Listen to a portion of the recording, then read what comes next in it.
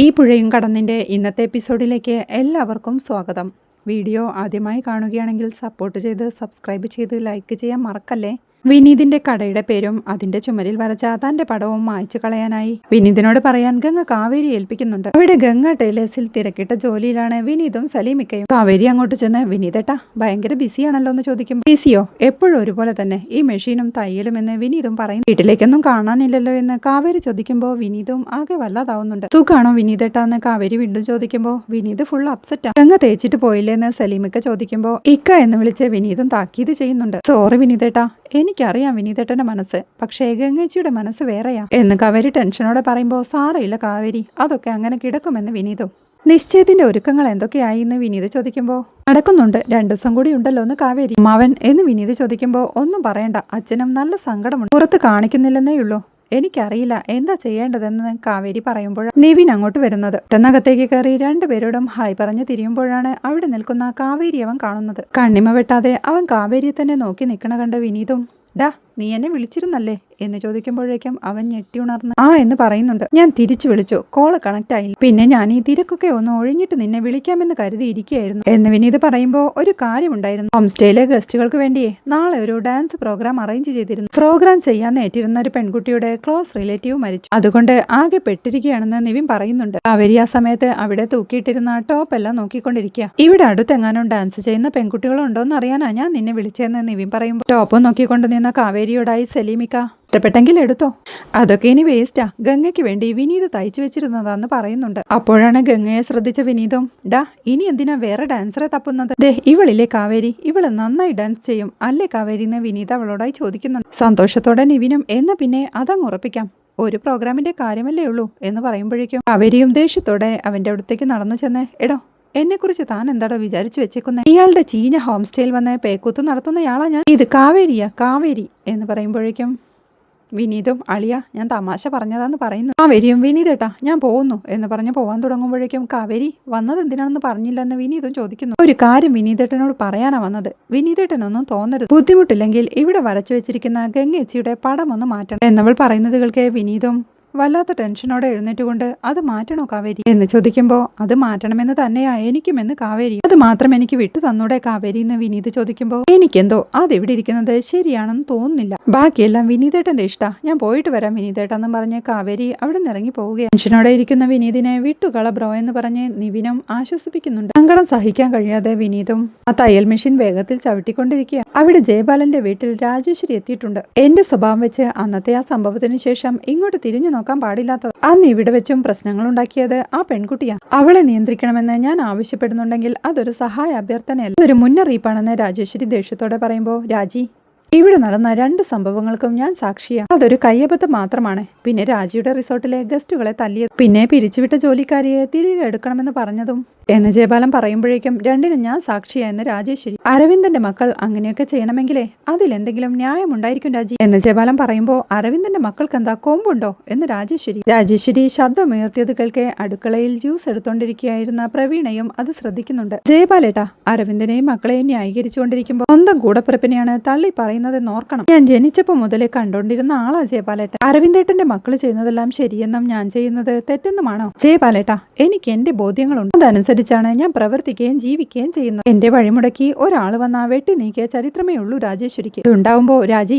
നീ എന്നോടൊരു വാക്കു പറഞ്ഞിരുന്നെങ്കിൽ ഞാൻ പറഞ്ഞു തിരുത്തുമായിരുന്നല്ലോ എന്നും പറഞ്ഞു എന്റെ കൂടെ പിറപ്പിനെ കണ്ടുപോകരുത് എന്റെ മുമ്പ് എന്ന് രാജേശ്വരി പറഞ്ഞു നിർത്തുമ്പോ അങ്ങനെ നീ വെട്ടിപ്പിടിക്കാൻ പോകുന്നത് അരവിന്ദന്റെ മക്കളെയാണെങ്കിൽ കൂടെപ്പിറപ്പാണെന്ന കാര്യം ഞാൻ അങ്ങ് മറക്കുമെന്ന് ജയപാലൻ. അപ്പോഴേക്കും രാജീന്നും വിളിച്ച് ജ്യൂസുമായി പ്രവീൺ അങ്ങോട്ട് എത്തുന്നുണ്ട്. രാജേശ്വരിയും ദേഷ്യത്തോടെ സോഫയിൽ നിന്ന് എണീറ്റുകൊണ്ട് അരവിന്ദന്റെ മക്കൾക്ക് കൊണ്ടുപോയി കൊടുക്കും എന്നവരോടായി പറഞ്ഞ് ജയപാലേട്ടാ എന്നും നിങ്ങൾക്ക് ഒരു കൂടപ്പിറപ്പേ ഉണ്ടാവും, ഇനി രാജേശ്വരി നിങ്ങൾക്ക് കൂടപ്പിറപ്പാവണമെങ്കിൽ അരവിന്ദൻ മരിക്കണമെന്ന് പറഞ്ഞ് രാജേശ്വരിയും ദേഷ്യത്തോടെ അവിടെ നിന്ന് ഇറങ്ങി പോവുകയാണ്. രാജി നിക്കെന്ന് പറഞ്ഞ് പ്രവീണയും പുറകെ ചെല്ലുന്നുണ്ടെങ്കിലും രാജേശ്വരി അവരെ മൈൻഡ് ചെയ്യാതെ കാറുമെടുത്ത് പോവുകയാണ്. പ്രവീണയും ജയപാലേട്ടന്റെ അടുത്തേക്ക് ചെന്ന് ഏട്ടാ ഈ പുഷ്പവാടിയിൽ നമുക്ക് ആകെയുള്ളൊരു ബന്ധുവെന്ന് പറയുന്നത് രാജേശ്വരിയാണ് എന്ന് പറയുമ്പോൾ അപ്പോൾ അരവിന്ദനും കുടുംബമോ എന്ന് ദേഷ്യത്തോടെ ജയപാലനും ചോദിക്കുന്നുണ്ട്. എന്നാലും രക്തബന്ധത്തോളം വരില്ലല്ലോ ഏട്ടാ എന്ന് പ്രവീണ പറയുമ്പോൾ ജയപാലനും ദേഷ്യത്തോടെ അവളെ ഒന്ന് ഇരുത്തി നോക്കിക്കൊണ്ട് തന്റെ മൊബൈൽ എടുത്ത് കാണിച്ച് ഇതേ ജുവല്ലറിയുടെ പേജും ഡിസൈൻസുമാ ഇതീ കൊള്ളാവുന്നത് നോക്കി വെക്കേ, നാളെ ഗംഗയ്ക്ക് ആഭരണം എടുക്കാൻ പോവാനുള്ളതാ. പിടിക്കെന്ന് പറഞ്ഞ് ജയപാലനും ആ മൊബൈൽ പ്രവീണയുടെ കയ്യിലേക്ക് കൊടുത്ത്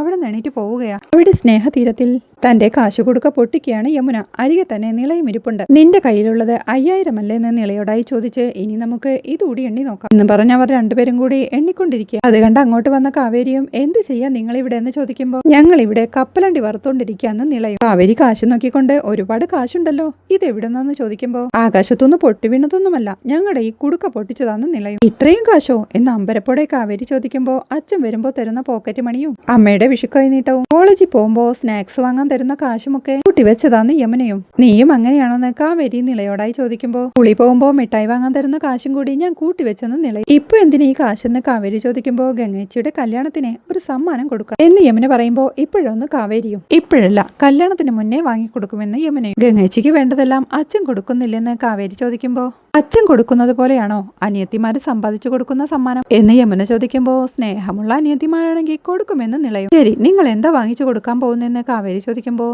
നമുക്ക് ജീൻസും ടീഷർട്ടും വാങ്ങിക്കൊടുത്താലോ എന്ന് യമുന ചോദിക്കുന്നുണ്ട്. അതൊന്നും ഗംഗേച്ചി ഇടില്ലെന്ന് നിള പറയുമ്പോൾ ഇട്ടിട്ടില്ലെങ്കിലല്ലേ വാങ്ങിച്ചു കൊടുക്കേണ്ടതെന്ന് കാവേരി. അതല്ല, ഇവൾ പറഞ്ഞതാ ശരി, ദുബായിൽ പോയിട്ട് ഗംഗേച്ചി അതൊക്കെ ഇടുമായിരിക്കും, പക്ഷേ ഇവിടെ വെച്ച് ഇടാൻ മടിയായിരിക്കും, അപ്പോൾ നമുക്കൊന്നും കാണാൻ പറ്റില്ലല്ലോ എന്ന് യമുന പറയുമ്പോൾ യമുനച്ചി നമുക്ക് ഗംഗേച്ചിക്ക് ഇയർപോഡ്സ് വാങ്ങിച്ചു കൊടുത്താലോ എന്ന് നിളയും ചോദിക്കുന്നുണ്ട്.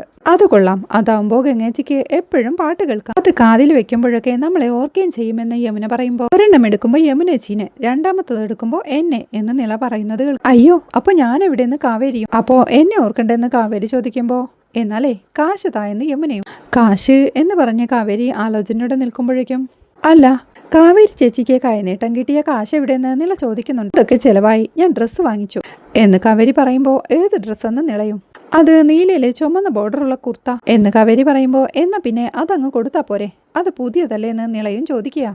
അത് ഞാൻ ഇട്ടുപോയെന്ന് കാവേരി പറയുമ്പോൾ എപ്പോ ഇട്ടെന്ന് നിളയും. അതിന് ഞാനതല്ലേ ഇട്ടതെന്ന് കാവേരി ചോദിക്കുമ്പോൾ അത് പറ, ഇപ്പൊ മനസ്സിലായി ചേച്ചി മൊത്തം പൊളുവാണെന്ന്. അങ്ങനെയൊരു ഡ്രസ്സ് ഞങ്ങൾ ആരും കണ്ടിട്ടില്ലെന്ന് നിള പറയുമ്പോൾ പാവം കാവേരി ചേച്ചി, ചേച്ചിയുടെ കല്യാണത്തിന് ഗിഫ്റ്റായി എന്ത് കൊടുക്കുമായിരിക്കും എന്ന് യമുന ചോദിക്കുമ്പോഴേക്കും നിങ്ങൾ ഇതിന്ന് കുറച്ച് ഷെയർ തായെന്ന് പറഞ്ഞ കാവേരി ആ കാശിൽ തൊടാൻ പോകുമ്പോഴേക്കും തൊട്ടു പോകരുത്, നാണമില്ലല്ലോ, സ്വന്തമായി സമ്പാദിച്ചങ്ങ് കൊടുത്താൽ മതി എന്ന് യമുനയും. ഗംഗേച്ചിയോട് സ്നേഹമുണ്ടെങ്കിൽ ഗിഫ്റ്റ് കൊടുക്കുമെന്ന് നിളയും അവളെ ദേഷ്യം പിടിപ്പിക്കുന്നുണ്ട്. കാവേരിയും ദേഷ്യത്തോടെ നീ ഇത് ഇടയ്ക്കിടയ്ക്ക് പറയണം, നിങ്ങളുടെ സഹായമില്ലാതെ ഞാൻ ഗംഗേച്ചിക്ക് ഗിഫ്റ്റ് കൊടുക്കും എന്നവൾ പറയുമ്പോൾ അച്ഛനോട് പണം വാങ്ങുമായിരിക്കുമല്ലേ എന്ന് യമുനയും ചോദിക്കുന്നു. ഇത് ഫൗളാണ്, അച്ഛനോട് വാങ്ങിക്കാൻ പറ്റില്ലെന്ന് നിള പറയുമ്പോൾ അതെന്താ അച്ഛന്റെ കയ്യിൽ നിന്ന് വാങ്ങിച്ച എന്ന് കാവേരി. ഞങ്ങൾ കഷ്ടപ്പെട്ട് പണം കൂട്ടി വെച്ച് ഗിഫ്റ്റ് കൊടുക്കുമ്പോഴത്തേക്കും കാവേരി ചേച്ചി അച്ഛനോട് പണം വാങ്ങിച്ച് ഗിഫ്റ്റ് കൊടുക്കണ്ട എന്ന് നിള പറയുമ്പോൾ അതെ ഇവള് പറഞ്ഞത് പോയിന്റാട്ടോ യമുനയും ഓർമ്മിപ്പിക്കുന്നുണ്ട്. ശരി, അച്ഛന്റെ കയ്യിൽ നിന്ന് വാങ്ങിക്കുന്നതിനല്ലേ വിലക്കുള്ളൂ, അമ്മയുടെ കയ്യിൽ നിന്ന് വാങ്ങിക്കാലോ എന്ന് കാവേരി പറയുമ്പോൾ വാങ്ങിച്ചോ, ഓടിപ്പോയി വാങ്ങിക്കെന്ന് യമുന പറയുന്ന കേൾക്കെ ഇപ്പൊ വരാവെന്നും പറഞ്ഞ് കാവേരിയും അമ്മയുടെ അടുത്തേക്ക് പോകും. അത് കാണേ നിളയും യമുനയോടായി. എന്നാൽ യമുനേച്ചി വലിയൊരു ചതിയാ ചെയ്തത്. കാവേരി ചേച്ചിക്ക് നൈസായി കാര്യം സാധിക്കാൻ ഇപ്പൊ വഴിയുണ്ടാക്കി കൊടുത്തില്ലേ എന്ന് പറയുമ്പോൾ അമ്മയുടെ കയ്യിൽ നിന്നല്ലേ ഇപ്പൊ കിട്ടും, നോക്കിയിരുന്നാ മതി എന്ന് പറഞ്ഞ് അവർ പൊട്ടിച്ചിരിക്കുന്നുണ്ട്. അവിടെ ഡൈനിങ് ടേബിളിൽ അത്താഴം എടുത്തു വെക്കുന്ന തിരക്കിലാണ് ശാരദയും ഗംഗയും. അവിടെ ഇരുന്ന ഒരു പാത്രം എടുത്തു കൊടുത്തോണ്ട് ഈ പാത്രം എടുത്ത് മാറ്റിവെക്കേ, ഉച്ചക്കത്തെ പാത്രം അതെടുത്തു വെക്കാൻ ആർക്കും കഴിഞ്ഞിട്ടില്ല എന്ന് പറഞ്ഞ് ശാരദ അത് ഗംഗയുടെ കയ്യിലേക്ക് കൊടുക്കുമ്പോഴേക്കും രാത്രി എന്താമ്മ കഴിക്കാനെന്ന് ചോദിച്ച് കാവേരിയും അങ്ങോട്ട് വരുന്നു. ഓ മഹാറാണി വന്നാ, ഇവിടെ വെച്ചിരുന്ന ആ പാത്രം എടുത്തൊന്ന് അപ്പുറത്ത് കൊണ്ടുവച്ചൂടെ കൊച്ചിനെ എന്നമ്മ ചോദിക്കുമ്പോൾ അതിന് അടുക്കളയിൽ നിങ്ങൾ രണ്ടാളെ മുട്ടിയിട്ട് നടക്കാൻ സ്ഥലം വേണ്ടേ, സ്പേസ് എന്ന് കാവേരി ചോദിക്കുമ്പോൾ സ്പേസ് അവളുടെ കല്യാണം ഒന്ന് കഴിഞ്ഞോട്ടെ, പിന്നെ നിന്നെ അടുക്കളയിൽ കണ്ടില്ലെങ്കിൽ നിന്റെ തോടെ അടിച്ച് പൊട്ടിക്കുന്നു എന്നമ്മ വഴക്ക് പറയുമ്പോഴേക്കും അച്ഛന്ന് കാവേരിയും നീട്ടി വിളിക്കുക. അച്ഛനിങ്ങ് വന്നോട്ടെ എന്ന് കാവേരി ഭീഷണിപ്പെടുത്തുമ്പോൾ അച്ഛനെ വിളിക്കുക, കല്യാണം നടത്തിയിട്ട് അച്ഛൻ അങ്ങ് പോവും, പിന്നെ നീയേ എന്റെ അടുത്തുണ്ടാവും, അത് ഓർമ്മ വേണമെന്ന് അമ്മയും പറയും. കഴിക്കാൻ എന്താ ഗംഗേച്ചിന്ന് കാവേരി അവിടെ ഇരുന്ന് കഴിക്കാൻ തുടങ്ങിയ ഗംഗയോടായി ചോദിക്കുമ്പോൾ നല്ല ചൂട് ചപ്പാത്തിയും കറിയുമെന്ന് ഗംഗയും. അതിഷ്ടമാവാതെ ചപ്പാത്തിയാണോ എന്ന് കാവേരി ചോദിക്കുമ്പോൾ അമ്മ അവളെ ചേർത്ത് പിടിച്ച് മാഡത്തിനുള്ള ബിരിയാണി കളയിൽ മൂടി വെച്ചിട്ടുണ്ട്, പോയി എടുത്ത് കഴിക്ക് ചെല്ല് എന്ന് പറയുമ്പോൾ ഓ അമ്മയുടെ കോമഡിയാ എനിക്കിഷ്ടം, 40 വയസ്സിന് മുകളിലുള്ള സ്ത്രീകളെ കോമഡി പറഞ്ഞാൽ സൗന്ദര്യം കൂടുമെന്നാ എന്ന് കാവേരി പറയുമ്പോൾ പുച്ഛത്തോടെ നിൽക്കുന്ന അമ്മയെ കാവേരി സ്നേഹത്തോടെ ചേർത്ത് പിടിക്കുന്നുണ്ട്. അവൾ അമ്മയെ മണത്ത് നോക്കിക്കൊണ്ട് നല്ല മണമുണ്ടെന്ന് പറയുമ്പോൾ സോപ്പാണോ എന്ന് അമ്മയും. അല്ല, ഇത് പെർഫ്യൂമിന്റെ ആണെന്ന് കാവേരി പറയുമ്പോൾ അല്ല, ഇപ്പൊ പതപ്പിച്ചുകൊണ്ടിരിക്കുന്ന സാധനത്തിന്റെ പേരാ കാര്യം പറ കൊച്ചെന്ന് അമ്മയും. ചമ്മലോടെ ഒരു നിമിഷം നിന്ന് ശരി ഞാൻ ഡയറക്റ്റ് ആയിട്ട് കാര്യത്തിലേക്ക് വരാം, കാശുണ്ടോ എടുക്കെന്ന് കാവേരി പറയുമ്പോൾ ഉണ്ട്, ഇപ്പോൾ തന്നെ വേണമെന്ന് അമ്മയും ഇപ്പോൾ തന്നെ വേണമെന്ന് അവൾ പറയുമ്പോൾ ഒരു മിനിറ്റ് ഞാൻ ഇപ്പോൾ എടുത്തോണ്ട് വരാമെന്ന് പറഞ്ഞ് അമ്മ അടുക്കളയിലേക്ക് പോവുകയും ഗംഗയും അവളോടായി എടി എന്തിനാ നിനക്കിപ്പോൾ കാശ് എന്ന് ചോദിക്കുമ്പോൾ അത് ഗംഗ ചേച്ചിയോട് പറഞ്ഞൂടാന്ന് കാവേരി. എന്നാലും നിന്നോട് അമ്മയ്ക്ക് സ്നേഹ, ഞാൻ ഒരു കാര്യം ചോദിച്ചിട്ടും അമ്മ അത് സാധിച്ചു തന്നിട്ടില്ലെന്ന് ഗംഗ പറയുമ്പോൾ എന്ത് കാര്യമെന്ന് കാവേരിയും. നിശ്ചയത്തിന് ഒട്ടിയണവും നെറ്റിച്ചുട്ടിയും വേണമെന്ന് ഞാൻ അമ്മയോട് പറഞ്ഞിരുന്നു. എന്തായിട്ട് വാങ്ങിയാൽ നമുക്കത് വേറെ ഫംഗ്ഷന് ഉപയോഗിക്കാലോ. അതൊന്നും വേണ്ട, വാടകയ്ക്ക് എടുത്താൽ മതി എന്നാ അമ്മ പറഞ്ഞത്. അമ്മയോട് ചോദിച്ചത് അബദ്ധമായത്, അച്ഛനോട് നേരിട്ടങ്ങ് ചോദിച്ചാൽ മതിയായിരുന്നു. ഇതിപ്പോ അമ്മ വാങ്ങിച്ചു തരില്ലെന്ന് മാത്രമല്ല അച്ഛനോട് ചോദിക്കുന്നത് വിലക്കുകയും ചെയ്തു. അച്ഛൻ മരുഭൂമി കിടന്ന് കഷ്ടപ്പെട്ടുണ്ടാക്കുന്ന കാശാണ്. നിങ്ങളുടെ 3 പേരുടെയും കാര്യം കൂടി ഇനി നോക്കാനുണ്ടെന്നും എന്ന് ഗംഗ പറയുമ്പോ പൂവർ ഗേൾ, ഗംഗ ചേച്ചിക്ക് ഭാഗ്യമില്ല. പക്ഷേ എനിക്കതുണ്ടെന്ന് കാവേരിയും പറയുമ്പോഴാണ് അടുക്കളയിൽ നിന്ന് കൈ പുറകിലേക്ക് പിടിച്ചോണ്ട് അമ്മ അങ്ങോട്ട് വരുന്നത്. അവൾ സന്തോഷത്തോടെ എന്റെ പൊന്നമ്മ വന്നല്ലോ, കാശെടുക്കെന്ന് പറഞ്ഞ് കൈ നീട്ടുമ്പോഴേക്കും കൈ നീട്ടിയോ നേരത്തെ തന്നെ എന്ന് ചോദിച്ചോണ്ട് അമ്മ ഒരു 10 രൂപ അവളുടെ കയ്യിലേക്ക് വെച്ചു കൊടുക്കുക. കുറയുണ്ടേ, സൂക്ഷിച്ച് ചെലവാക്കണം കേട്ടോ എന്നമ്മ പറയുമ്പോൾ 10 രൂപയോ എന്ന് കാവേരിയും. എന്താ 10 രൂപ വേണ്ടേ എന്നമ്മ ചോദിക്കുമ്പോൾ ദേ കളിക്കാതെ നോട്ടെടുക്കെന്ന് കാവേരിയും. നോട്ടല്ലേ ഞാൻ തന്നത്, നിനക്കെന്തിനാ ഇപ്പോ കാശെന്ന് അമ്മ ചോദിക്കുമ്പോൾ കല്യാണമല്ലേ, എനിക്ക് പല പല ചിലവുകളുണ്ടെന്ന് കാവേരി. കല്യാണം ഇവളുടെ അല്ലേ, നിന്റെ അല്ലല്ലോ. കല്യാണത്തിന് ചിലവാക്കുന്നതേ അച്ഛനാ, ഇതിനൊരു കുറവും അങ്ങേര് വരുത്തേയില്ല. നിനക്ക് ചിലവുണ്ടെങ്കിലേ അത് വേറെ സമ്പാദിച്ചോണം എന്നമ്മ ദേഷ്യത്തോടെ പറയുമ്പോഴേക്കും ഹേ ഓൾഡ് ലേഡി, നന്ദി വേണം നന്ദി. ഞാൻ കഷ്ടപ്പെട്ട് വഴുക്കുമരം കയറി സമ്പാദിച്ച 10,000 രൂപയും വാഴക്കുലയും ഒരു വട്ടി തേങ്ങയും എവിടെ, ഞാൻ നിങ്ങളുടെ കയ്യിലല്ലേ വെച്ചു തന്നത്. അതിന്നൊരു 5,000 രൂപ മാത്രം ഇപ്പൊ താ എന്ന് കാവേരി. അയ്യോ മക്കൾ അറിഞ്ഞില്ലായിരുന്നോ, മക്കളുടെ ചേച്ചിയുടെ കല്യാണം നടത്തുന്നതേ മക്കള് മരം കയറി ഉണ്ടാക്കിയ ആ 10,001 രൂപയില്ലേ, അത് വെച്ചാ നടത്താൻ പോകുന്നത്. പിന്നെ മിച്ചമുള്ള കാശ് നിങ്ങളുടെ 3 പേരുടെയും കല്യാണ ചെലവിനായി മാറ്റി വെച്ചിരിക്കുക. പിന്നെ കൊല,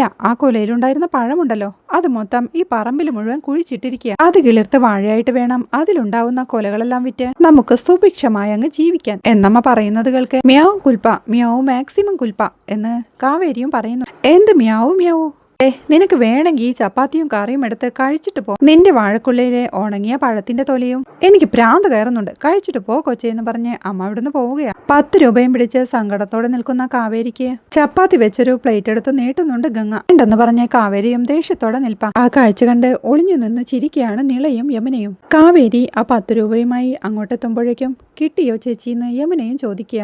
എന്ന് കാവേരി പറയുമ്പോൾ എങ്കിലേ യമുനേച്ചിക്ക് എന്താ വാങ്ങിച്ചു കൊടുക്കാൻ പോകുന്നേ എന്ന് യമുന ചോദിക്കുമ്പോൾ ഒട്ടിയാണോ നെറ്റിച്ചുട്ടിയുമെന്ന് കാവേരിയും. ഒട്ടിയാണോ നെറ്റിച്ചുട്ടിയോ, അത്രയും കാശ് അമ്മ തന്നോ എന്ന് യമുന ചോദിക്കുമ്പോൾ അമ്മ തന്നതിതാ, ഇതുകൊണ്ട് നീയും യമുനയും കപ്പലണ്ടി വാങ്ങി കഴിച്ചോന്നും പറഞ്ഞ് ആ 10 രൂപ അവർക്ക് കൊടുക്കുന്നുണ്ട് കാവേരി. കാവേരി സ്വന്തമായി അധ്വാനിച്ച് ഗംഗ ചേച്ചിക്ക് ഒട്ടിയാണവും നെറ്റിച്ചുട്ടിയും വാങ്ങിക്കൊടുക്കും എന്ന് പറഞ്ഞ് കാവേരിയും അവിടുന്ന് പോകുന്നുണ്ട്. പിന്നീട് സ്നേഹതീരത്തിൽ പന്തൽ ഒരുങ്ങുന്നതാണ് കാണിക്കുന്നത്. അച്ഛമ്മ പുറത്തുനിന്ന് കയറി വരുന്നത് കണ്ട പന്തൽ പണിക്കാരനും രാവിലെ തന്നെ എവിടെ പോയിന്ന് ചോദിക്കുമ്പോൾ ഞാൻ ഇവിടെ കുത്തിയിരുന്ന കാര്യങ്ങൾ വല്ലതും നടക്കോ എന്ന് അച്ഛമ്മ ചോദിക്കുമ്പോൾ അല്ല, ഇവിടെ ഒരു ചടങ്ങ് നടക്കല്ലേ, ഇവിടെയല്ലേ ആൾക്കാർ വേണ്ടതെന്ന് അയാളും ചോദിക്കുന്നുണ്ട്. ഒന്ന് ഇരുത്തി മൂളിക്കൊണ്ട് അച്ഛമ്മയും നടന്നു നീങ്ങുന്നുണ്ട്. സിറ്റ് ഔട്ടിലേക്ക് എത്തുമ്പോഴേക്കും അവിടെ സ്പീക്കർ റെഡിയാക്കിക്കൊണ്ടിരിക്കുന്ന പയ്യന്റെ കൂടെ നിൽക്കുകയാണ് ശാരദ.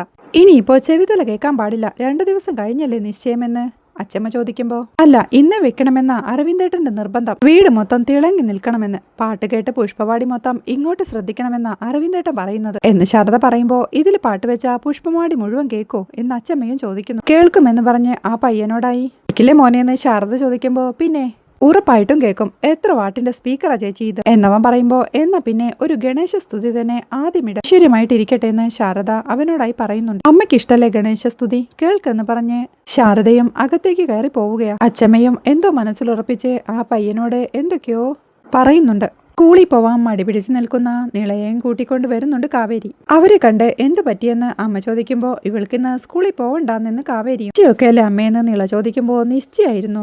നിശ്ചയം മറ്റന്നാളല്ലേ, അതും മക്കളുടെ നിശ്ചയമല്ല. മക്കളുടെ നിശ്ചയമാകുമ്പോൾ അമ്മ പറയും ആവശ്യത്തിന് അവധിയൊക്കെ എടുത്തോ, ഇപ്പൊ സ്കൂളിൽ പോയിട്ട് വന്ന അമ്മ പറയുമ്പോൾ പാട്ടൊക്കെ വെച്ചില്ലേ അമ്മയെന്ന് നിളയും. ആണോ, അതിപ്പോ മക്കൾ ഇവിടെ ഇല്ലെങ്കിലും പാട്ട് പാടിക്കോ, മക്കള് സ്കൂളിൽ പോയിരുന്ന് പാട്ട് പാടിക്കോ, മക്കള് വൈകിട്ട് വരുമ്പോ മക്കൾക്ക് ഇഷ്ടമുള്ള പാട്ട് അമ്മ വെപ്പിച്ചു തരാം പോരെ എന്ന് പറഞ്ഞ് അവളെ നിർബന്ധിച്ച് അവരിയുടെ സ്കൂട്ടിയിൽ കയറ്റി പറഞ്ഞു വിടാൻ തുടങ്ങുകയാ അമ്മ. അപ്പോഴാണ് സ്പീക്കറിലൂടെ മറ്റൊരു സീതയെ കാട്ടിലയക്കാൻ എന്ന പാട്ട് കേൾക്കുന്നത്. അത് കേട്ട ശാരദയും ഓടി ആ പയ്യന്റെ അടുത്തേക്ക് ചെന്ന് അനൂപേ എന്തേ കാണിക്കുന്നേ, ഒരു നിശ്ചയ വീട്ടിൽ ഈ പാട്ടാണോ ഇടണ്ടേ എന്ന് ചോദിക്കുമ്പോൾ അത് ഞാനല്ല, ഇവിടുത്തെ അമ്മച്ചിയെ പറഞ്ഞത്, ഈ പാട്ടിടാൻ ഞാനായിട്ട് വെച്ചതല്ല എന്ന് അവനും. അത് കേൾക്കെ ദേഷ്യത്തോടെ നിൽക്കുന്ന ഗംഗയെ കാണിക്കുന്നിടത്താണ് ഇന്നത്തെ എപ്പിസോഡ് അവസാനിക്കുന്നത്.